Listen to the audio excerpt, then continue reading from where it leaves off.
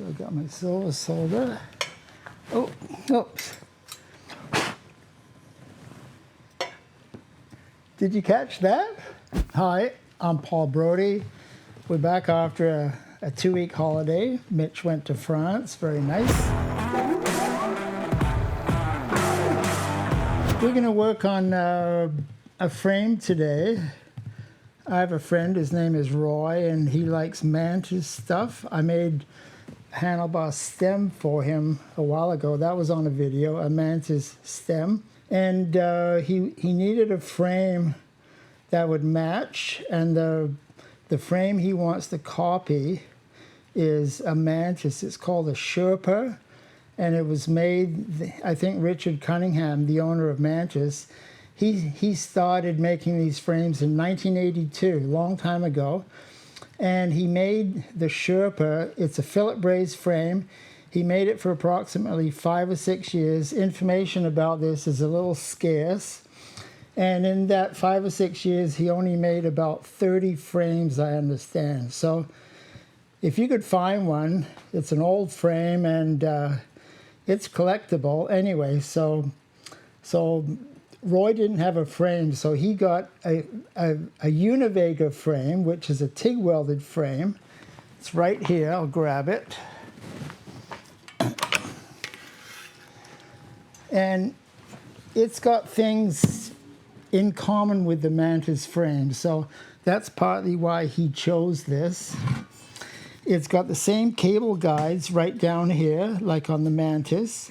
It's got the horizontal dropouts, and it's got cantilevers, obviously. And the rack braze-ons are inside the seat stays, which is the same as the Mantis. So it seemed like a good choice. So I've changed some of the braze-ons. This is called a diver's helmet. And I made up a fixture. I want to show you that, because it's hard to know if it's angling the right way. So this is what I made. It's a 3/16 mild steel rod. I turned down the end so there's a little bit of play, about 5 thou, something like that. And it fits in there. And I wrap masking tape around here, so it holds it where I want it to be, and then I put masking tape around here, and that holds it, and then I can silver solder it. So I've done that here and up here as well. And what we're going to start out with is the cable boss at the back. So that goes like that, and there's one more of these little diver helmets that go on the top, like that. So I made this. I had some 16th inch material, 065, but I wanted something a little heavier. So I went in the back and I found this. This is part of the gate that I made, and I cut out this bit here, and then I shaped it. I think the Mantis, if you look at the photo, I know Mitch is going to show you some photos. It looks like it's more like so, but the little diver's helmet has a certain radius on it. So I bent this, so can you see that? It matches the radius pretty well. So maybe I changed things a little bit, but this makes sense to me. So that's going to be the first thing we do. And then after that, we're going to braze up the top tube, head tube joint. And the Mantis has head tube rings on it. So I made some head tube rings because you can't buy stuff like this. And I took some DOM tubing. I turned the OD, the ID, and then I potted it off. So that's the head tube ring that's going to go over there. And then I'll fillet braze it. Can you see how there's a rib? This was part of what Mantis was about. See on the top there's a rib. That takes a lot of extra time, actually. And then also there's a rib on the bottom. So when I do this one here, it has to match up with what I've already got there. So it's going to be like a circle in there, or a radius anyway. And then also here. So first thing to do is to get these guys on here, switch the torches on. Thanks for tuning in.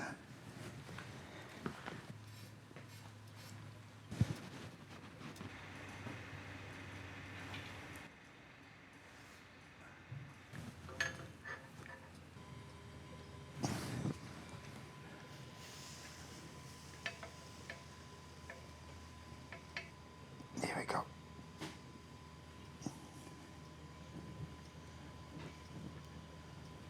I've tacked it on. Now I want to check to see if it's level, and because I can tap it just gently, and looks like it's got to come down just a little bit. That's why you tack one side.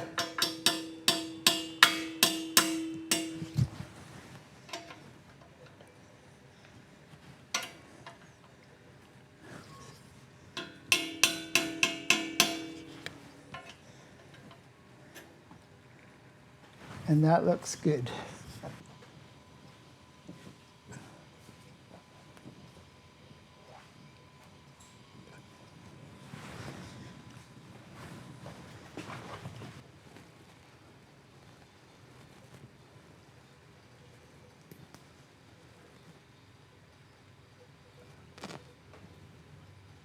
So I do the outside, then the inside, and then I check the outside again to make sure that it's smooth.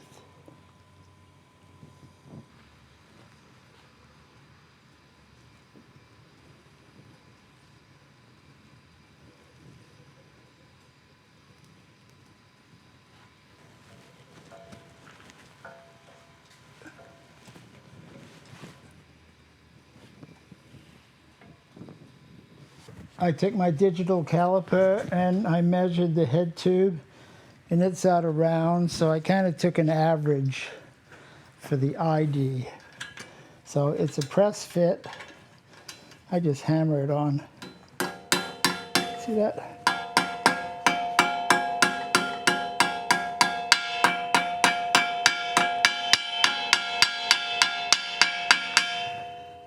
There we go. So that'll get a nickel silvered on, and then I fillet braze around, just regular style, and then I make the ribs.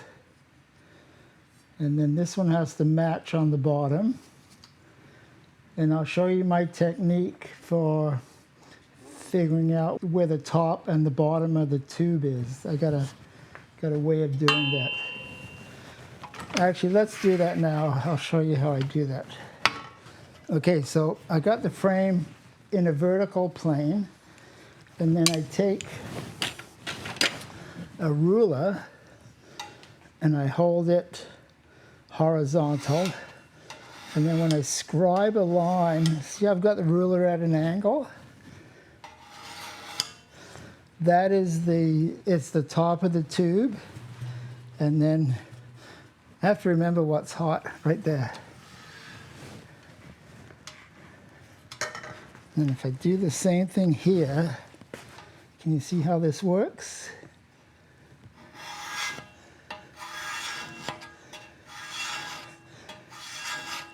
So that's what the rib has to line up with. And then I move this.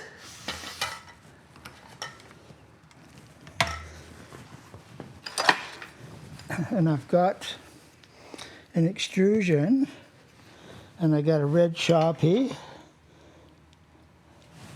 So this will allow me to see where the center is when I'm brazing and I'm filing it up.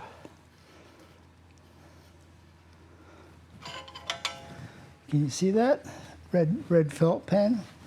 And then when I flip it over this way, I do the same thing here. I line it up, and that's the middle of the tube, and that's where the rib in the fillet brazing has to align with. Here we go. So I got my silver solder. Oh, oops. Did you catch that? I can smell the burnt masking tape from here. Yuck.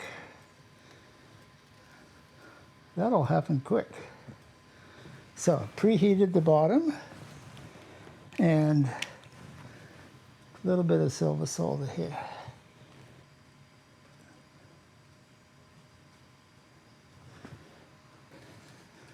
Oh, it went all the way around. Very nice.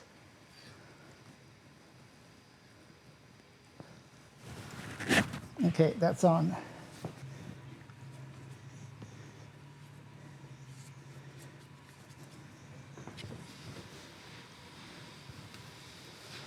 Okay, first is the head tube ring.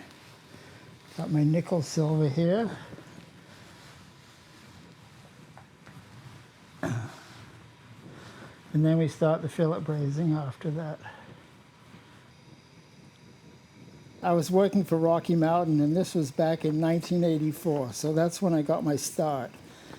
And then in 1986, I took off and I started Brodie bikes. That's kind of my history in a nutshell.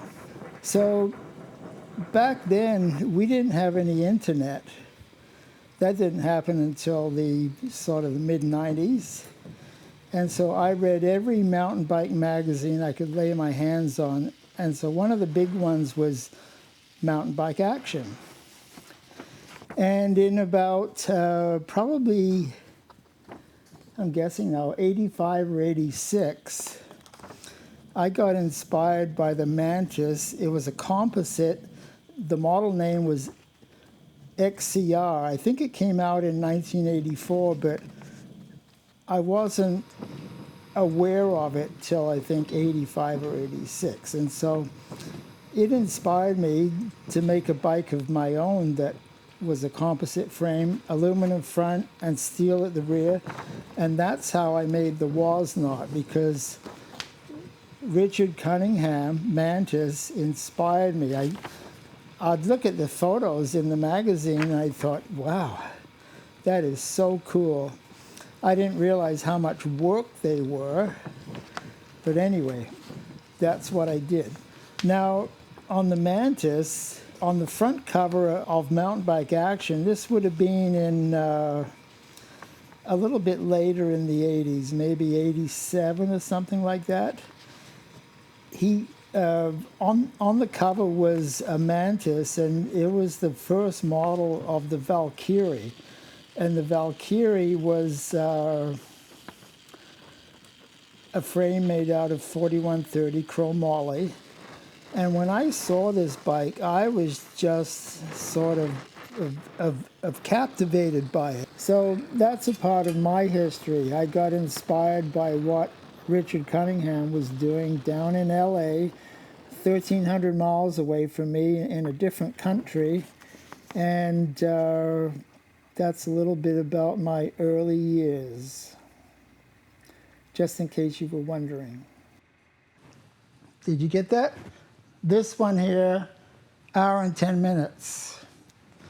It's a long time, but it's done.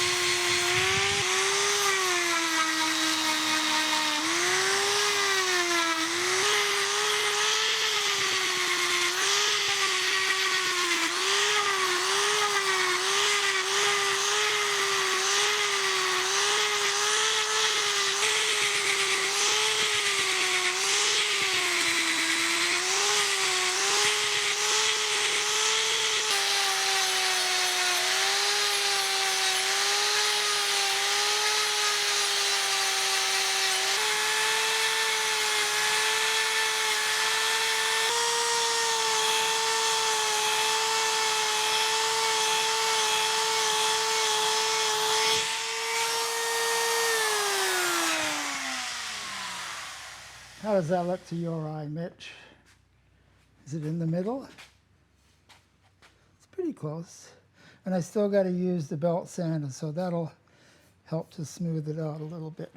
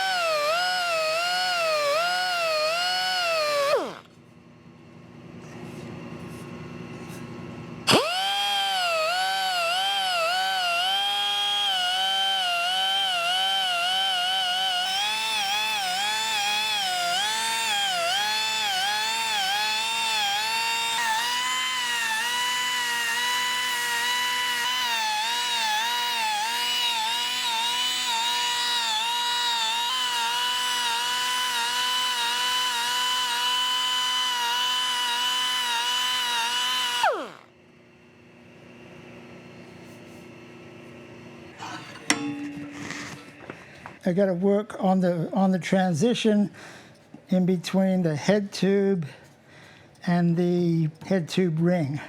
So I use my little porting tool. I got a carbide burr, and I just take it out a little bit. I've done this side.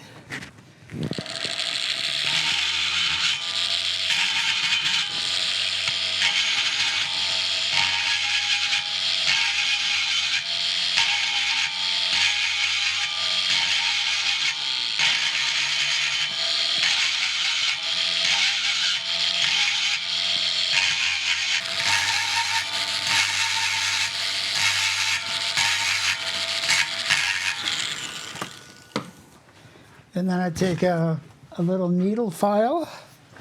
I bought a new set, and that just smooths it out.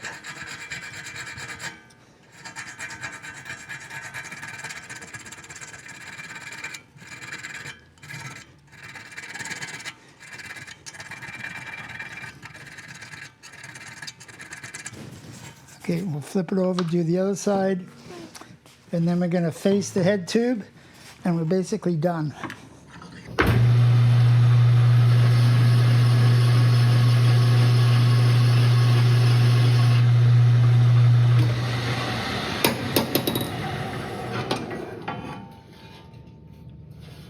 There we go. Looks good.